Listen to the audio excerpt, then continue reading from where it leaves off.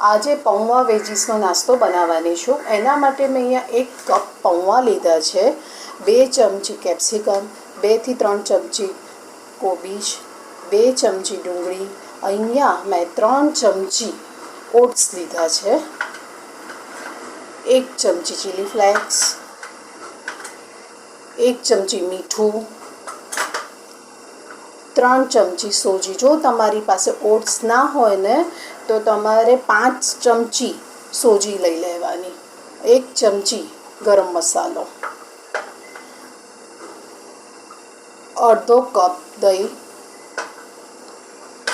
અહીંયાથી 3-4 ચમચી મેં ગાજર લીધું છે ઝીણું સમારેલું, 2 બાફેલા બટાકા, આદુ, લસણ અને મરચાંની પેસ્ટ છે, અડધી ચમચી લીંબુનો રસ અને 1 પિંચ જેટલો મેં ખાવાનો સોડા લીધો છે. આ જે પૌવા છે કોરા, એને હવે ધોઈ કાઢવાના છે. ધોઈને એકદમ કોરા થાય પછી આપણે એને ગ્રાઇન્ડ કરવાના છે. અહીંયા મેં એક મોટું મિક્સર જાર લીધું છે. જે પૌવા ધોઈને રાખ્યા છે બધા અંદર એડ કરી દઈશું. પૌવા બધા મેં અંદર એડ કરી દીધા છે. એની અંદર મેં અહીંયા નાના 2 બટાકા લીધા છે, એને હાથથી જ રીતે ક્રમ્બલ કરી દેવાના. તમારે ઝીણા સમારીને કરવા હોય તો પણ આ કરી દેવાના. આની અંદર 3 ચમચી મેં જે સોજી લીધી છે એ એડ કરું છું, અને ઓટ્સ, અડધો કપ દહીં, અને આની અંદર થોડુંક પાણી નાખીને એનું બેટર બનાવી દઈશું. ઢોસાનું જેવું બેટર હોય ને એવું બનાવી દેવાનું. બેટર આ રીતનું જ રાખવાનું. પછી બહુ પતલું હશે ને તો પછી ઉત્તપા જેવું નહીં બને, તો પછી આ રીતનું જ એનું થિકનેસ રાખવાનું. હવે આની અંદર બધા જે વેજીસ છે એ બધા આપણે એડ કરી દઈશું. તો પહેલાં હું ગાજર એડ કરું છું, કેબેજ, તમારી પાસે ઘરમાં જે બી સબ્જી હોય ને એ તમે એડ કરી શકો છો, કેપ્સિકમ. છોકરાઓ શાકભાજી ખાતા નથી હોતા તો તમે આવું બનાવીને આપી દો તો એ લોકોને ખબર પણ ના પડે. ચીલી ફ્લેક્સ, થોડાક લીલા મરચાં,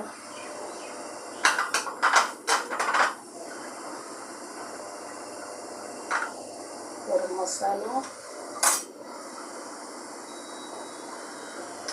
આદુ લસણની પેસ્ટ, મીઠું તમારા ટેસ્ટ પ્રમાણે એડ કરવાનું. આ બધું પહેલાં હવે મિક્સ કરી દઈશું એક વખત.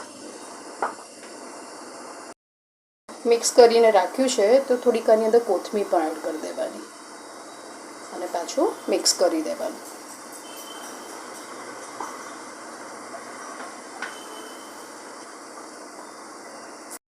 વન પિંચ ખાવાનો સોડા લીધો છે એ એડ કરું છું, અને આની અંદર અડધી ટેબલ સ્પૂન એને એક્ટિવેટ કરવા માટે અડધી ટેબલ સ્પૂન લીંબુનો રસ. આનાથી ટેસ્ટ બહુ જ સરસ આવશે. બધું મિક્સ કરી દઈશું. બટરમાંથી હું આજે અપ્પે બનાવવાની છું. તો એના માટે મેં અહીંયા અપ્પે મોલ્ડ લીધું છે. એની અંદર પહેલાં તેલથી ગ્રીસ કરી દઈશું.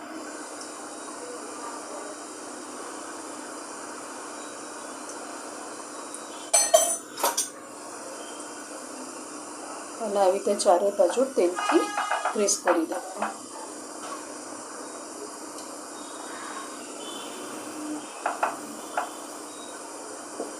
અને આ બેટર બધું અપ્પેમાં ફિલ કરી દઈશું.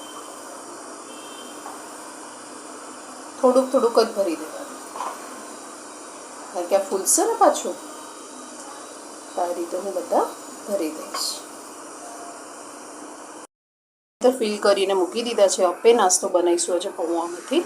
તો હવે હું એને સ્ટીમ કરવા માટે મૂકી દઈશ. ચાલુ કરી દીધો છે અને આને ઢાંકીને 10 મિનિટ માટે થવા દઈશું. સ્લો ફ્લેમ પર જ થવા દેવાનું. ચેક કરી જોઈએ કે એક બાજુ ડ્રાય થયું કે નહીં. જો થવા માંડ્યું છે ડ્રાય, તો હું આને પલટી દઈશ.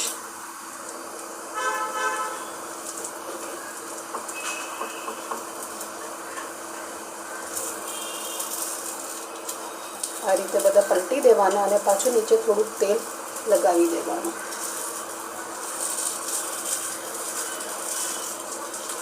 તો બધા આ રીતે કરી દઈશ. ટર્ન કરી દીધા છે, તો ફરીવાર આની ઉપર થોડુંક તેલ એડ કરી દેવાનું અને બે બાજુથી શેકી દેવાનું.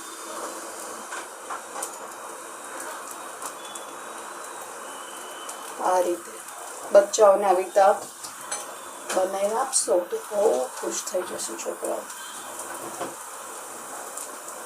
અને ફરીવાર આને સીજવા દઈશું. હવે ચેક કરી લઈએ થઈ ગયા કે નહીં. તો થઈ ગયા છે, તો હું એક બાઉલમાં કાઢી લઈશ. થઈ ગયા છે ને, તો હું એક બાઉલમાં કાઢી લઈશ. મેં પૌવાના અપ્પે બનાવીને રેડી કર્યા છે. તમે પૌવાના ઉત્તપા પણ બનાવી શકો છો, અપ્પે પણ બનાવી શકો છો. તો મેં આજે અપ્પે બનાવી દીધા છે. તમે સોસ સાથે, ચટણી સાથે સર્વ કરી શકો છો. તો તમને મારી આ રેસીપી કેવી લાગી? જો સારી લાગી હોય તો લાઈક કરજો, કોમેન્ટ કરજો, સબસ્ક્રાઈબ કરજો અને મને જરૂરથી કહેજો કે તમને મારી રેસીપી કેવી લાગે છે. Thank you for watching.